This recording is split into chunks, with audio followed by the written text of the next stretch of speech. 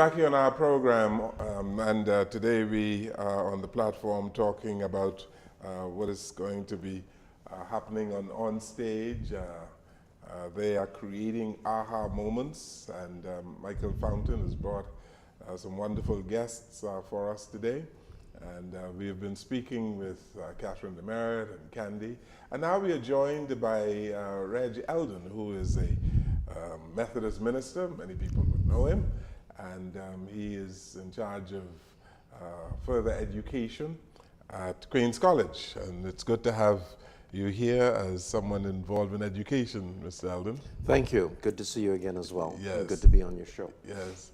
And since you have just joined us, you tell us why you are involved in this project on stage. Well, most of my life that you know some things about, Yes. in previous years, I have always been involved in mentoring from my very early days as youth director in the Methodist Church. Right. I spent 18 years working with setting up a camping program and a youth department full-time ministry in the Methodist Church in the Bahamas.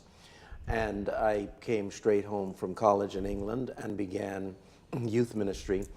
And in that period, this was like in the late 70s, mid 70s, I was able to develop a youth leadership program which trained hundreds and hundreds of young people in the Bahamas, Turks and Caicos Islands, all through our islands. We had a model of leadership training which was effective, which I don't know why we still don't do it. We had a core team of leaders who were in their early mid-20s, late 20s, and we, maybe 6, 8 people, and we traveled from island to island and actually hosted summer camps in which we involved all of the local leadership. And this came about as a result of running camps differently by headquartering them in Eleuthera. And then, of course, Turks and Caicos, for instance, could send 2 people because of the airfare and the cost. But then if we went, 8 of us went to Turks and Caicos Islands, we could host like maybe 120 people. And we did the same with Freeport, with Andros, with Abaco, with Eleuthera, all over the Bahamas here in Nassau.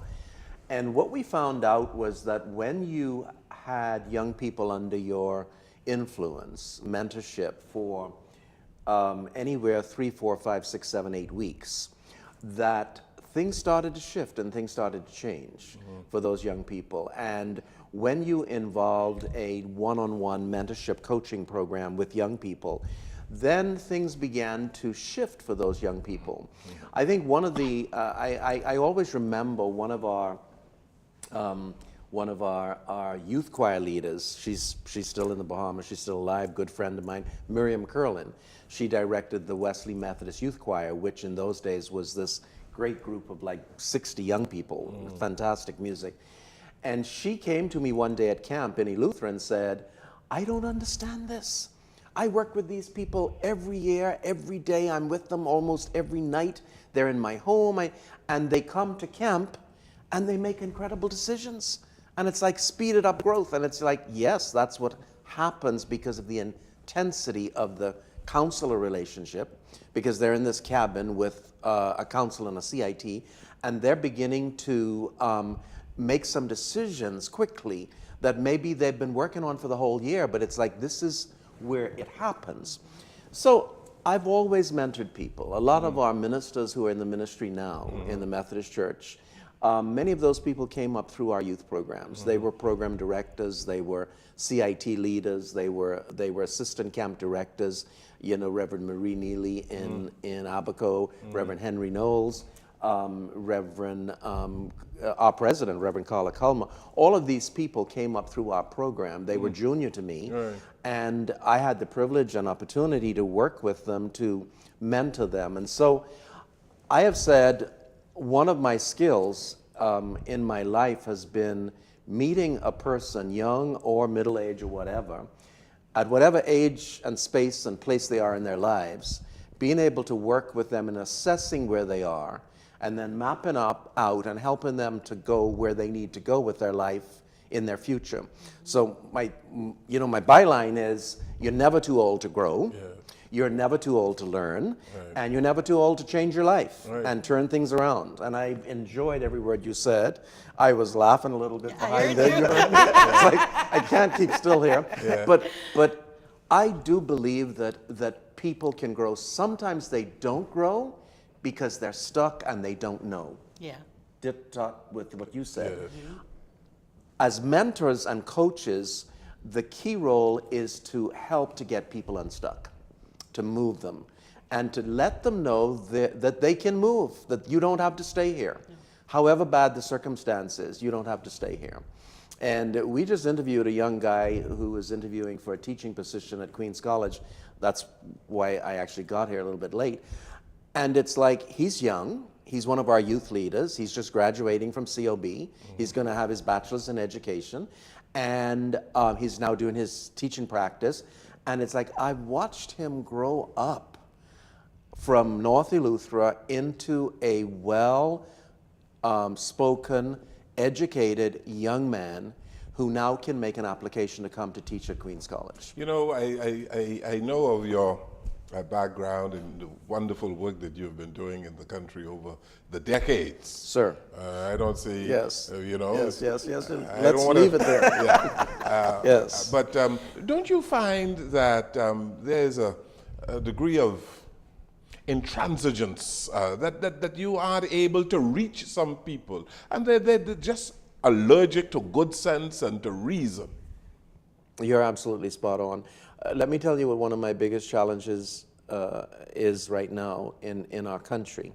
And I can talk on this for probably all night, but most of the people that are being helped, and most of the people that there are helpers to help, already have help. The people that are causing us to have concern in this country are the people who do not have anyone to help them. So for instance, our Methodist churches, or the Anglican churches, or the Baptist churches, they have good people in those churches. In our schools, we have good people in our schools. We have good youth leaders, we have good coaches, we have good counselors. But one of the problems that we're facing is that there are hundreds and thousands of young people who do not come to our churches or schools or organizations or scouts or boys brigade or whatever. They don't come. So they are out there to be mentored and coached by forces and people who are not the best in the world to be coaching and mentoring them. And that's my concern, that, you know, I cannot, or I do not, or I will not, or whatever. I mean, I'm not close to it, but I'm not ready as a person to be the person going through Nassau Village, for whatever reason. But then if somebody doesn't go, or other areas in Nassau, if somebody doesn't go, we can't keep spending money on improving youth programs and mentorship programs in our churches for 30, 40 young people, because the need is not there, because they already have, in the majority of cases, stable homes, or somewhat stable. They have grandmothers, grandfathers, they're in a good school, they have a good teacher, they have a good youth leader, they have a good pastor. But what about the hundreds and thousands of people in our country who don't have any of that? Yeah. No one's reaching them. Right. They have no one to reach them except the gang members or whatever else, you know, whatever other influence they're under. And if we check the news and we look at what's happening, that's where the disturbance is. Yes. And so you need and that's where policies. our challenge is. Yes, you need programs to reach these people. Absolutely, absolutely. Yes. But our programs cater to the already provided for. Yes. And we spend a lot of money. And, you know, I was at the last graduation program of the Ministry of Youth's youth leadership program. I was so pleased. One of my staff members, Ms. Catherine Benaby, she graduated, brilliant woman, very educated, very, very, very good. And I think they had like 100 people graduate in St. Joseph's Hall that night. I was there. I was so impressed. Yeah, I was one of the graduates. Were you ready? You was Yes. one of the graduates, Yeah. that's right. And your partner guy. Yes, Marvin. Marvin was one of the graduates. I was so impressed, man. I sat there near the front, beaming like, wow. And youth leaders were anything from 60, straight on down, right? Yeah. Gray hair, And it's like, and then I ask myself the question, who are they going to reach? Who are these 100 people going to reach? And where are they going to work? Are they going back to their churches, or are they going back to their organizations, or where are they going? So but the excitement about that is that we need to find out how we can coach and mentor people that do not have anybody in their lives. And that's why you started InsightStage. Yes. There we go. Absolutely. Yes. Definitely. And that's why I'm involved in this, Okay. because this is another opportunity. You know, my table or my subject is lack versus abundance. Yeah. I can speak on that for years because, I grew up in the little settlement of Current in Eleuthera, 120, 140 people, 2 shops, 2 churches. And my parents didn't have any money. My dad ran on the mailboat. And from about 14, 15, I said, I'm going to go to school in England. That's, people ask me, what are you going to do? I'm going to go in school in England. Well, they laughed at me and they said, this is crazy, Reg. Yeah. Because all the boys in Current go smack fishing. It's like, well, I'm not going smack fishing because I don't do smack fishing. Yeah. I'm going to go to college in England. And it's Yeah. like, why England? Well, I'm just going to go in England. And do you know, I ended up in college in England with 50 pounds in my pocket. And that's all I took with me.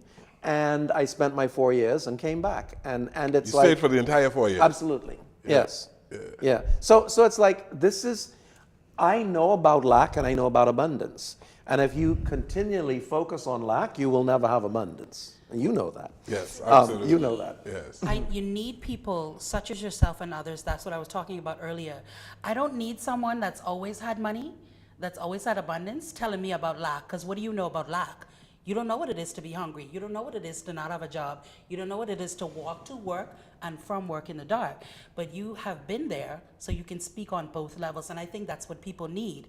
I go into a dress shop. I don't need, hey, slender, lovely ladies. I love slender ladies. But I don't want to go into a dress shop and there is a lady shaped like a toothpick telling me how fabulous that a fluffy person can look in this. What you know about being fluffy? You could hang glide on a Dorito. I need someone that has curves, that can say, this is what will accentuate. You know what I'm saying? So we need people within the community. Mike started off from Grand Bahama Boyer. Yeah. So he know what it's been when Grand Bahama was Grand Bahama, and he's been back to what we're dealing with now. So he can speak to all levels of that, and being in school and doing these different things. That's where I think this team is so important. There are not just people talking within the community that have no idea what it is that you've gone through. Been there, done that, and want to show you how I got out of it is how you too can get out of it if you will allow me the opportunity to reach out and touch you. But that's all we're asking for. That's good. But Reg, you know, there are a whole lot of people who are not coming to InsightStage who we have to reach. You mentioned the people in Nassau Village and Montel Heights and Kemp Road and other places in the heartland communities who need to be reached. We need a social transformation so that we can reduce the level of crime and violence and all of the social problems that we have. They're not coming to InsightStage. And so people like yourselves have to reach them, right? Yes, we have to reach them, or we have to reach them is the overall game. Reach them or we'll perish. Or we will, and we're close. I'm impressed always with where the dominant voices are. And my theory on this, and as you say, I've worked in this a very long time. In fact, I'm close to retirement now. But my theory is that the larger group of people always have the largest, loudest voice. I call them the dominant voice. So you're not going to have the 6 or 7 or 8 or 10 or 20 or 30 well-respected, good young people who have their own cars and are members of our church's youth group. You're not going to hear that voice too much because it's not enough of them. They don't have enough power in numbers. The voices that you're going to hear are the voices of the 3,000, 4,000, 5,000, 6,000 unconnected young people who do not have a home base or a safe place to go or to be. That is a concern to me because that group continues to grow. Because if you don't fit into somewhere, then you are left hanging, or what I call wondering. And you end up then somewhere. And that somewhere is usually a place that lacks all the things that we're talking about now, where there's no manners, there's no respect, there's no courtesy, there's no tying into all we have to do is go on the road for 1 hour. In fact, me getting here, there was a long trailer by St. Barnabas Church, and he decided, the John Shea store right there, he decided to pull out, not a signal, and a guy in a bus was on the right side of him, and it's like when he turned his, the driving part, the cabbie, they came like within inches of hitting into this guy. And so then I observed him, he went on the other side of the lorry, and then I saw the finger signs and all of that stuff, and they're cussing each other and fussing each other. It's like no one has tolerance anymore. Yes. And if the dominant voices, the dominant group, if they're not being taught that or in a place that honors those things and teaches those things, they're not going to be taught. So 1 year, 2 years, 5 years, what we're experiencing now is a result of what we didn't do 20 years ago. Yes. And this lawlessness and this disregard for respect and what's going on, this didn't just happen. This started happening 20, 30 years ago. Yes. And here we are. And it's like, and if that's not, if we don't catch that somewhere, can you imagine 30 years from now where we will be and what's going to be happening? Yeah. So I There's a have culture of faith. violence in many ways in the country. Yes. And it is expressed in many, and we have a difficulty in resolving conflicts, eh? Yes. Yes, absolutely true. And I guess I'm still concerned that a lot of what I do sometimes basically reaches a very small group. Yes.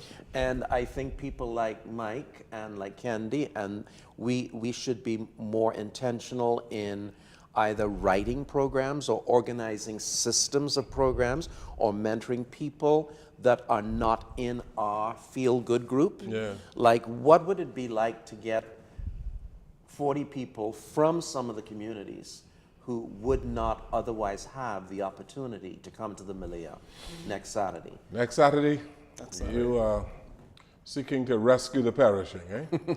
Yep, that's what we're all about. Yeah, You know about that, Candy?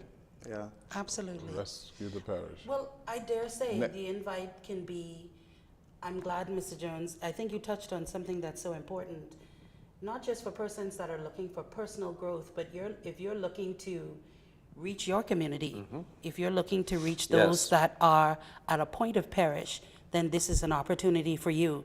You're wondering how you can make a difference. You have talents, you have a voice. Maybe you just have a fantastic personality. It doesn't always take a degree.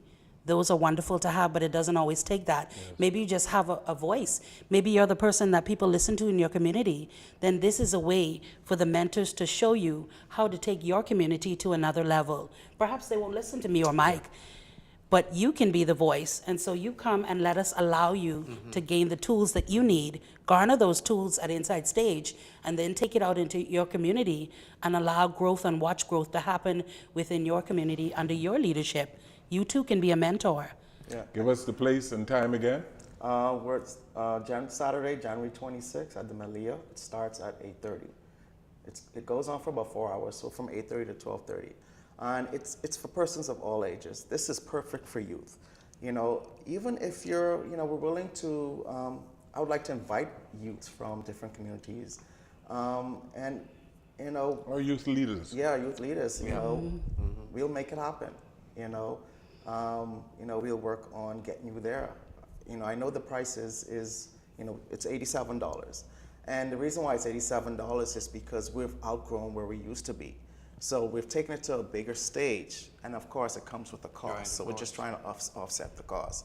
But it's really, our intention is to get out there and reach the youth. And that's the reason why I joined the Ministry of Youth Leadership program, is because I want to take this to the youth. I want the government to know that we're there, we want to help, and we're excited about it. So Good. Very good. Yeah. Thank you so very much for being here. Appreciate it very much.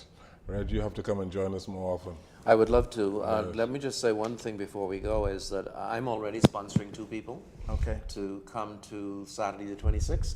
And what I'm finding out now is I just go to people and say, listen, I need $87, I need $90, I need this person to attend this event, or I need somebody to come to a workshop, I need this young person to go to this workshop, it's going to help them out.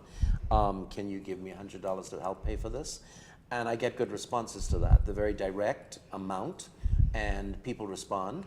And for many people who cannot participate, then we do need sponsorships. We need help. A lot of young people cannot find $87. Right. And so we want to make sure that people have the opportunity and that money does not stop them. Right. Absolutely. Very good. Thank you so very much for being here today. Thank you. Appreciate it. Wow. Thank you so very much, Candy. It was indeed Come a to see pleasure. us soon. I shall. Right. Thank you, Mr. Fountain. Thank you very much. Thank you for watching and listening to our program. Good evening.